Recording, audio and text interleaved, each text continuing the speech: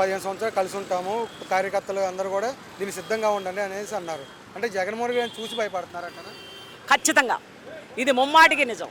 జగన్మోహన్ రెడ్డి గారిని చూసే మరి కూటమి జట్టు పట్టుకొని టీడీపీ మరి వీళ్ళు అంటే టీడీపీ జనసేన మిగిలిన ఏదైతే కూటమి ఉందో ఆ జట్టును మేము 15 ఏళ్ల వరకు అంటే సింగిల్గా వస్తే మేము జగన్మోహన్ రెడ్డితో గెలవలేము.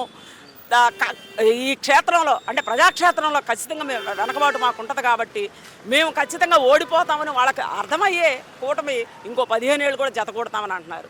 మీరు ఎన్ని కుట్రలు కుయుక్తులు చేసినా ఈవీఎంల ద్వారా కావచ్చు, లేకపోతే కుట్రలు కుయుక్తులు చేసినా కానీ జగన్మోహన్ రెడ్డి గారు ఈసారి ఎదుర్కోవటం మాత్రం చాలా కష్టతరమైన పని. కానీ వాళ్ళ డెవలప్మెంట్ చేసి మేము ప్రజల్లోకి వెళ్తాం అనేది వాళ్ళ వాదన కదా. ఏం డెవలప్ చేశారండి? వేల కోట్లు తీసుకుంటున్నారు. ప్రపంచ బ్యాంక్ నుంచి తీసుకొస్తున్నారు, బ్యాంక్ నుంచి తీసుకుంటున్నారు. ఏం డెవలప్ చేస్తున్నారు? అదేమనంటే అమరావతికి తీసుకెళ్ళి పెడతామంటున్నారు.